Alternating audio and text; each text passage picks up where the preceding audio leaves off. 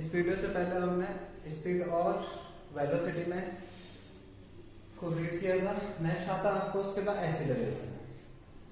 Acceleration को समझने की थोड़ी सी कोशिश करते हैं। देखिए, अगर कोई बॉडी है ए और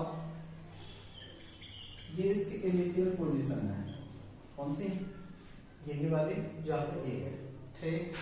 और ये बॉडी ए से कहाँ गई, बी पॉइंट तक।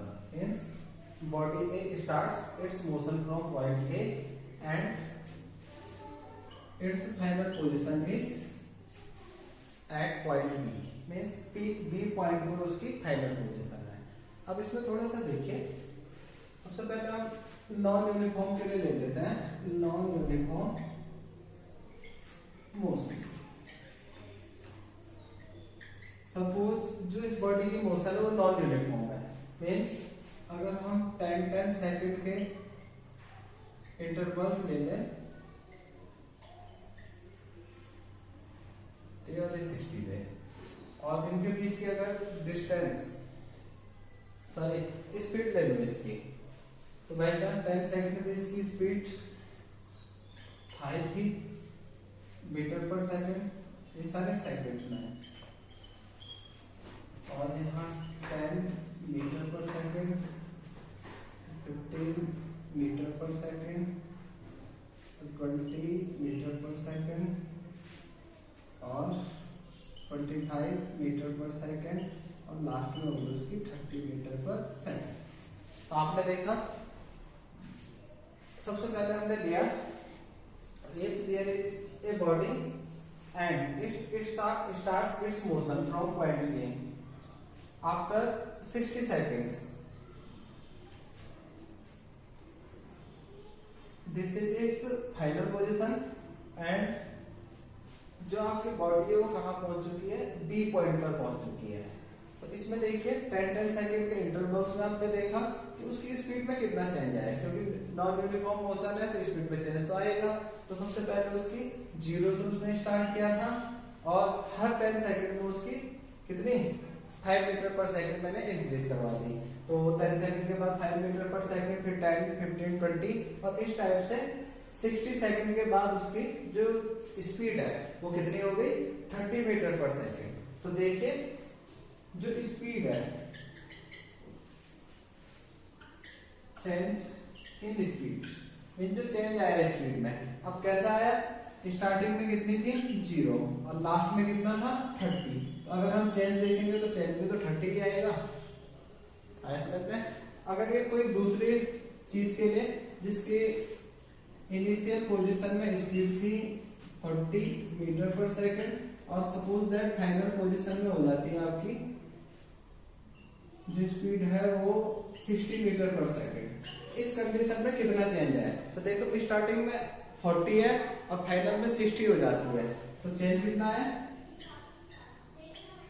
चेंज इन स्पीड, तो चेंज आ जाएगा आपका कितना 60 माइनस 40 और ये हो जाएगा आपको 20 मीटर पर सेकंड। तो इस टाइप से मैंने दो एग्जांपल दिखाया आपको। तो आपने देखा अगर कोई body one place to another place travel कर रही है तो और नॉन यूनिफॉर्म मोशन में है, तो नॉन यूनिफॉर्म मोशन में होने के कारण उसकी जो स्पीड है वो चेंज होती रहती है, और जो चेंज है स्पीड में वो हम कैलकुलेट कर सकते हैं। ये दो टाइप से देखा। आप इस फर्स्ट वाला में देखिए जो 30 मीटर पर सेकंड के स्पीड में चेंज आया है, ये कितने टाइम में आया है। अगर देखें तो 0 में तो 0 सेकंड था, तो 60 सेकंड है टोटल। तो आप राइट कर सकते हैं टाइम टेकन, तो कितना टाइम टेकन है 60 सेकंड का। अगर यहां मैं ले लूं सपोज जो टाइम है वो आपका 20 सेकंड है, तो दोनों साथ में कर सकते हैं। तो फिर से देखिए स्पीड चेंज हुई 30 मीटर पर सेकंड और टाइम उसने दिया है कितना 60 सेकंड का। अब इसको अगर मैं एक लाइन में राइट करूं तो मैं ये राइट कर सकता हूं जो 30 मीटर पर सेकंड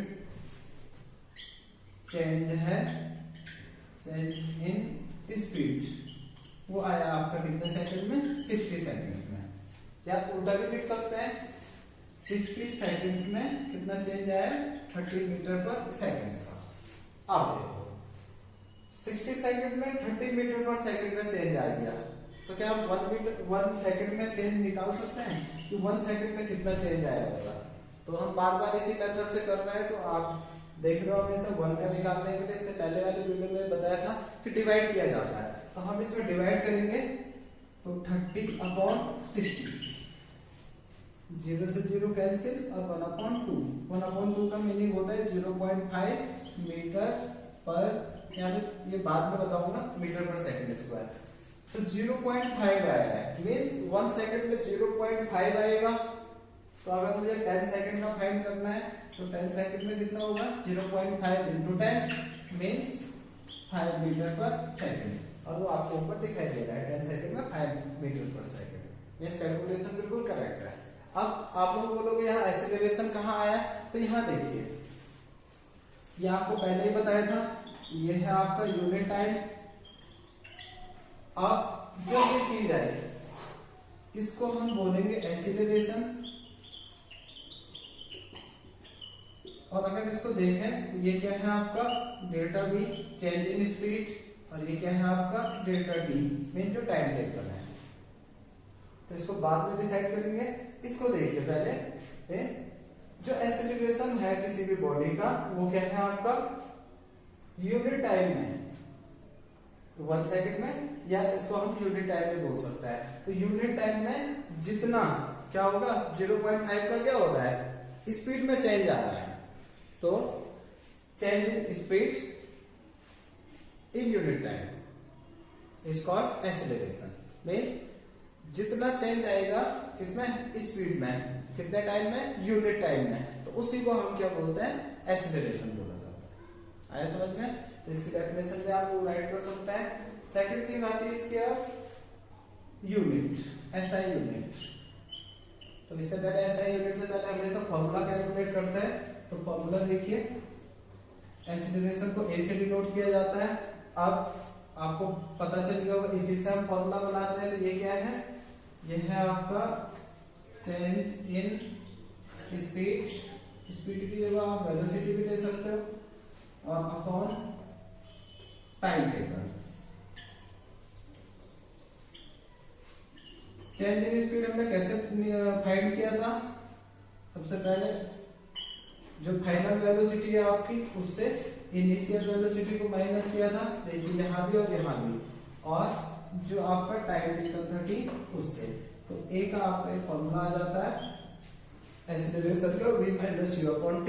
और एक फॉर्मूला शॉर्टकट वाला देखें तो आप लोग delta v upon delta t भी राइट कर सकते हो। डेल्टा v का भी जितना चेंज आया है और स्पीड में, और स्पीड में जितना चेंज आने में जितना टाइम लगा है वो डेल्टा t हो जाएगा। तो ये आपके कुछ फॉर्मूले हो गए इसके। Next SI unit, SI unit में देखिए ऊपर आ रहा आपका स्पीड। तो स्पीड की एसआई यूनिट होती है मीटर पर सेकंड, स्पीड ले लो चाहे वेलोसिटी ले लो, और अपॉन किससे, टाइम से। इसको अगर देखें अपॉन 1 करोगे तो फोर्थ वाला सबसे ऊपर, बीच वाला बीच वाले के साथ, तो इसकी जो एसआई यूनिट आती है वो मीटर पर सेकंड स्क्वायर।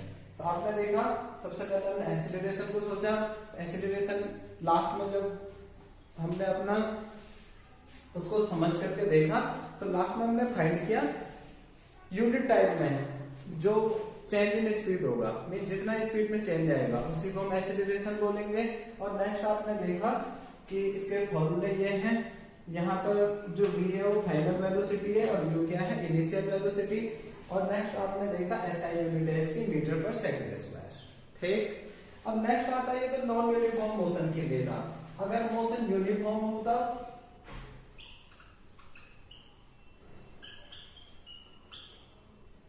अब यूनिफॉर्म मोशन में देखिए, यूनिफॉर्म मोशन की थोड़ा सा मीनिंग समझो। यूनिफॉर्म मोशन की मीनिंग होती है जैसे मैंने यहाँ से स्टार्ट किया और जब तक मैं अपने डेस्टिनेशन तक ना पहुंचू, फाइनल जो मेरा क्या है पॉइंट है वहां तक ना पहुंचू, तो मुझे अपनी स्पीड मीन्स जो मेरा मोशन है उसमें कोई भी चेंज नहीं करना है। तो मोशन में कोई चेंज नहीं होगा, मीन्स स्पीड में कोई चेंज नहीं होगी। अगर आपने स्टार्ट किया है 10 मीटर पर सेकंड से तो लास्ट में भी कितनी होनी चाहिए 10 मीटर पर सेकंड से ही पहुंचनी चाहिए, तब उसको यूनिफॉर्म मोशन बोला जाता है। तो यहाँ देखिए जब स्पीड सेम रहनी है तो फाइनल स्पीड भी 10 और स्टार्टिंग भी 10, तो ये तो कितना हो जाएगा 0/t और ये कितना आ जाता है आपका 0। तो अगर कभी पेपर में पूछे यूनिफॉर्म मोशन में जो एक्सीलरेशन है वो कितना होगा, एक्सीलरेशन का क्या होता है 0। यहाँ क्या होगा समझ में। अब इसका एक लास्ट टॉपिक छूट जाता है, लास्ट टॉपिक है आपका रिटार्डेशन। अब देखिए स्पीड में जो चेंज आता है वो हमेशा स्पीड में चेंज आता है दो टाइप से। यहाँ आपने देखा स्पीड इंक्रीज हो रही है। अब सोचो अगर कोई ये है कोई बॉडी और इस पे ब्रेक लग जाता है, जैसे आप स्कूटर में बैठे हो या बाइक में बैठे हो या कार में, तो ब्रेक अप्लाई करोगे तो यहाँ 40 मीटर पर सेकंड थी, तो ब्रेक लगने के कुछ देर बाद वो क्या हो जाती है स्टॉप हो जाती है।